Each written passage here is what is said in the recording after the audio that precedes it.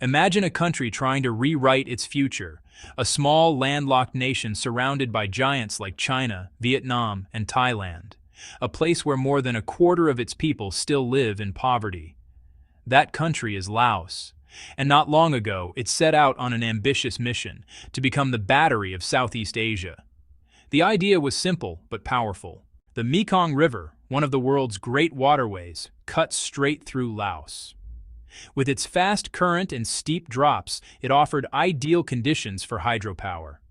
Laos believed it could turn that natural force into electricity, sell it to neighboring countries, and finally lift its economy forward. It was a dream built on hope, jobs, income, modernization, and a chance to rely less on foreign aid. But sometimes dreams turn sharply the other way. Every major project begins with a choice. And for Laos, that choice was who would be trusted to build the dam. The Zapian-Zainam Noi hydropower project was huge. It was supposed to generate more than 400 megawatts of electricity, enough to power hundreds of thousands of homes. Two major bidders stepped forward. China, with decades of experience constructing massive dams like the Three Gorges Dam, and South Korea, represented by SK Engineering and Construction, a company with a smaller global presence, but a noticeably lower price. China's bid was $1.2 billion. South Korea's offer, $1.02 billion, saving Laos $180 million, money that could have gone to schools, infrastructure, and development. For a country with limited resources, it seemed like an easy decision. But lower cost doesn't always mean safer. To secure the contract, the South Korean consortium made major cost-cutting choices. They reduced the dam's height by 6.5 meters, roughly the size of 2 building floors. They cut steel reinforcements by 15%, making the structure less sturdy. Even more concerning, they lowered the seismic rating, meaning the dam was designed to endure weaker ground movement than originally planned. And it didn't stop there. To reduce costs further, the builders eliminated important safety mechanisms like spillways that help release excess water during heavy rainfall. These aren't fancy add-ons, they're essential systems meant to prevent emergencies. But the most revealing decision wasn't about materials. Hidden in the fine print was a 30-year exclusive operating license. That meant the Korean company wouldn't just construct the dam, it would control Laos's electricity exports for 3 decades. In short, Laos would carry the risks while much of the financial benefit would go elsewhere. This wasn't only a building contract, it was a long-term profit model that prioritized savings over safety. At the time, it looked like a clever financial move, but those savings came with compromises that would soon have devastating consequences. It was a quiet night in July 2018 in Adapeu Province, southern Laos. People were asleep, children rested in hammocks. The rice fields shimmered after days of steady rain. There were no alarms, no evacuation notices, no hint of danger. Then, everything changed within moments.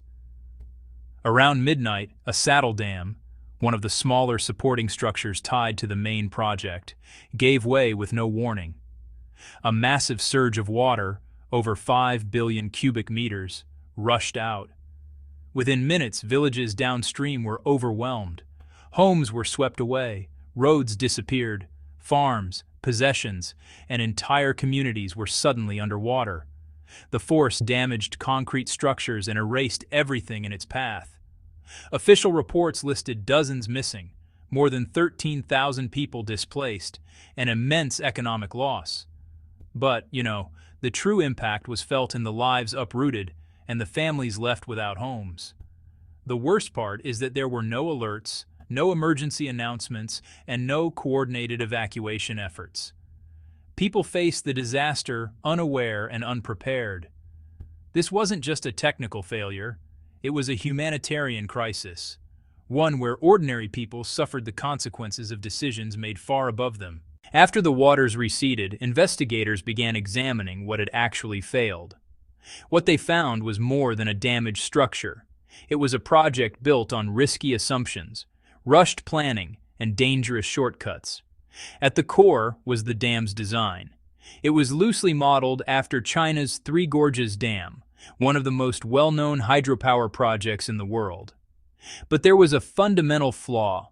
Laos and China have vastly different environments. The Three Gorges Dam stands on stable rock formations in a temperate zone.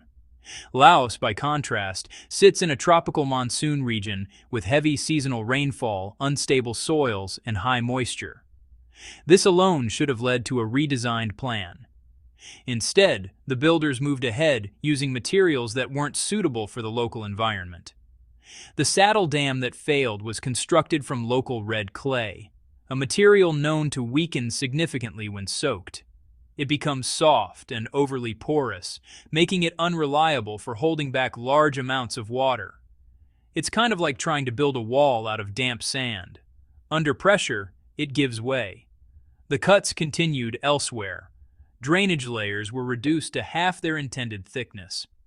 Important anti-seepage barriers were removed. Some concrete used in construction contained too much sand or natural debris, including plant material, far from ideal for structural strength.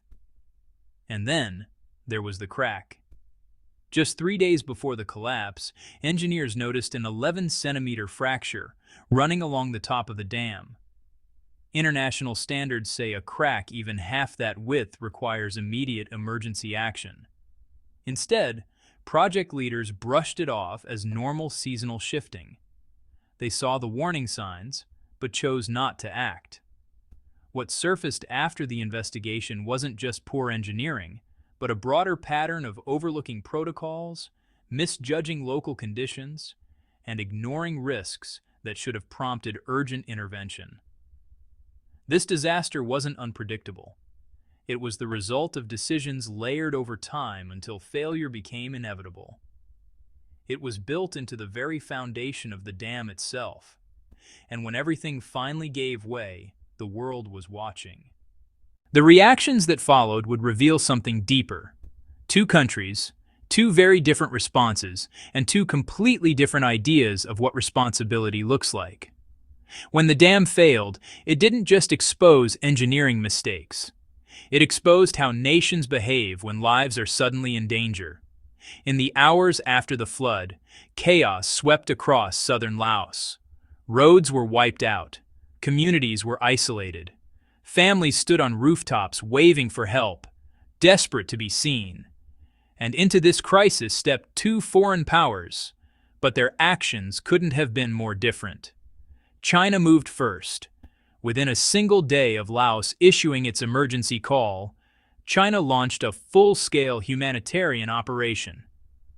They deployed their peace-trained medical corps, a military disaster response team equipped with mobile medical units, temporary shelters, and thousands of tons of emergency supplies. Engineers with experience from the Three Gorges Dam arrived to assess structural damage and stabilize what they could. Within just 5 days, Chinese crews had rebuilt 6 bridges, reopened essential supply routes, and restored access to areas cut off by the flood. Their response was fast, coordinated, and focused above all on saving lives. South Korea came next, but much later, and with a very different purpose. It took nearly a week before Seoul dispatched its team, only 53 people, most of whom were investigators rather than emergency responders. Their main task was to analyze the cause of the collapse, not to provide immediate relief. There were no large-scale rescue efforts, no mobile clinics, and no emergency shelters.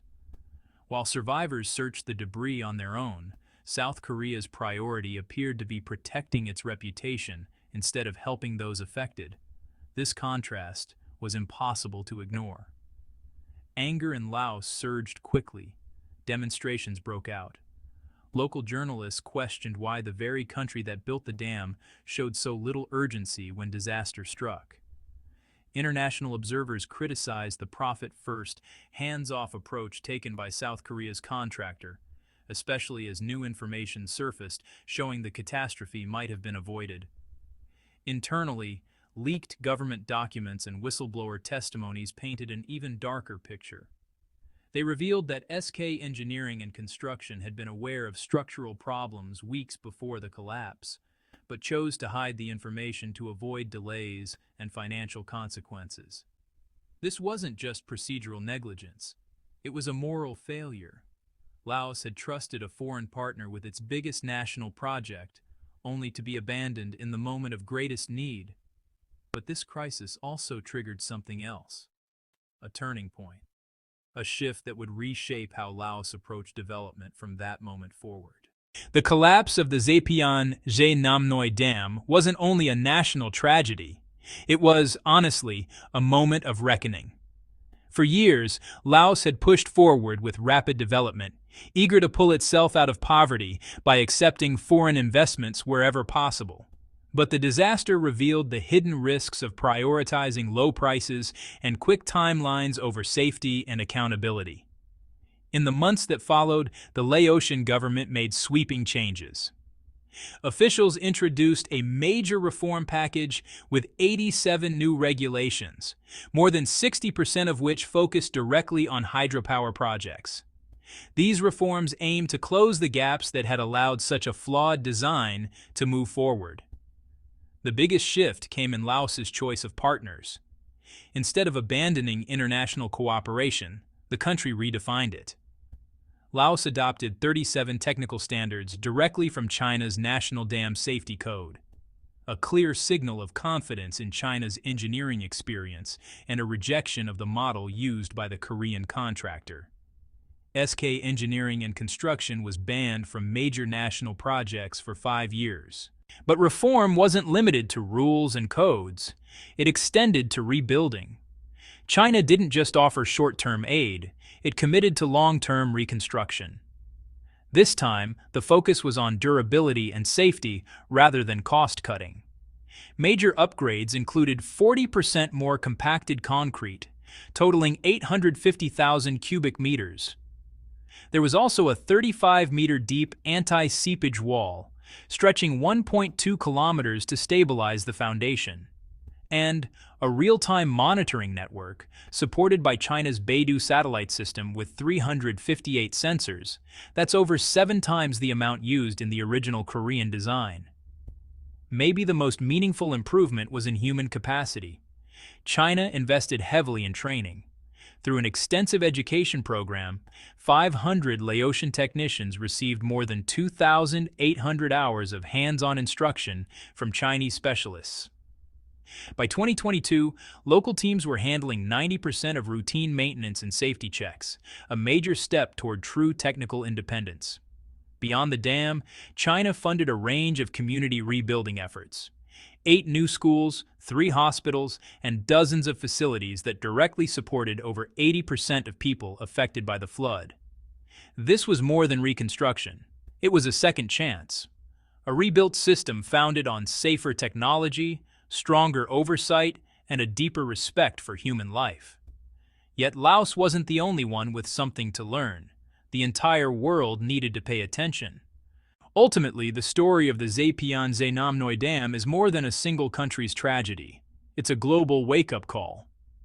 What started as an ambitious plan to use the Mekong's power to lift a nation out of poverty ended in disaster. Not because the dream was wrong, but because the priorities were. Laos chose the lower bid, believing it was the practical thing to do. But in doing so, it accepted a model that cut corners, ignored warning signs, and placed financial savings above the safety of its people. That decision cost lives. It damaged the country's reputation. It forced years of rebuilding, billions in losses, and an enormous recovery effort. And, this pattern is not unique. Across the developing world, countries are offered cheap solutions from companies promising fast results. But those offers often come with hidden dangers, weak oversight, risky contracts, and projects built to last only long enough for investors to collect their returns. This is why some analysts now call it a form of economic colonialism in disguise. It's not about territory anymore. It's about control through debt, long-term concessions, and dependency. The core lesson is simple. Cheap can be catastrophic.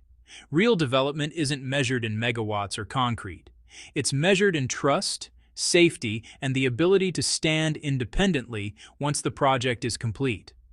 Laos chose to rebuild smarter. It demanded better partnerships. It learned to put its people first. And honestly, that's the most important message. Whether you're a policymaker, a student, or just someone trying to understand how global development works, remember this. If a deal seems too good to be true, it usually is. And when a project goes wrong, it's the most vulnerable who pay the price. So the next time you hear about a foreign company working in a developing country, ask, is this a partnership or just a transaction? Because what happened in Laos could happen anywhere. Thank you for watching. If this story gave you something to think about, consider subscribing for more deep dives into the forces shaping our world, and share this video. The more people understand the real price of development, the better our chances of building a future that's fair, safe, and built to endure.